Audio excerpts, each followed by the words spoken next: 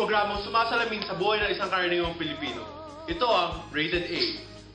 Nasasabik talaga ako dahil isang linggo na naman ang nakalipas at Rated A na naman. Ngayong araw ay tatalakayin natin ang isang aspeto ng ating buhay na ika nga nila'y tanging pahirap sa mundong ito, problema. Samahan ninyo ako sa aking paglilibot sa ating bansa upang hanapin ang ugat ng ating problema. At una na dyan, ang bayan ng San Juan. Noong isang araw, ay nakausap ko si Aling Elena. Mahirap daw ang buhay, pero para sa kanya, problema, walang problema. Inikot ko ang General Moscardo at nakita ko ang isang ale na kilala na rin ng mga tao sa lugar na ito. Matagal na siya nagbebenta ng laruan at tinanong ko siya tungkol dito. Mahirap po ba yung pagbebenta ng mga kagamitan dito sa kalye? Mahirap. Mahirap talaga. Dahil kailangan magtiyaga ka, na kailangan maging practical ka, kausapin mo ng maayos yung mga bata, at saka matuto kang magbaka at sa tao, sa mga bata. Ayos ba ang pag-atrato mo sa kanila? Na ngayon, matumal. Mahirap ang pagbibigay. Kailangan tagaan mo.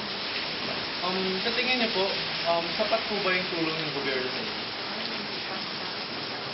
Wala naman sa gobyerno. Hindi naman kami nag-ano sa kumbaga nag-aano kami na sige na para mabuhay ka na.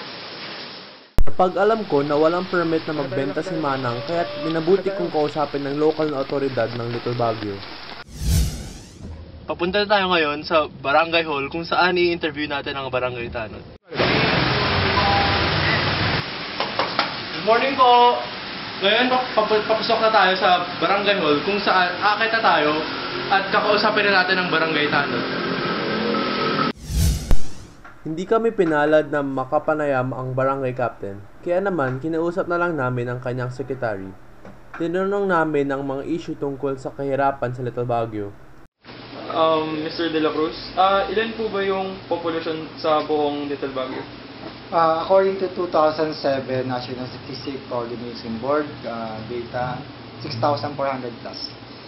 Dun sa registered voters namin siguro nasa 4,300. Kaming scientific gatherings dun sa main poverty rate. Pero approximately nasa 30 to 40% ng populations ng barangay nasa below poverty. Para Swing Street at sa General Moscardo. Yun yung pinaka-packet of indigent areas namin. Ano na po ba yung mga hakbang na nagawa nyo upang solusyonan yung mga problemang ito? We learn from the past na ang concentrations namin ngayon is dun sa livelihood. Livelihood training para sa indigent residents, and then self-sustenance dun sa food.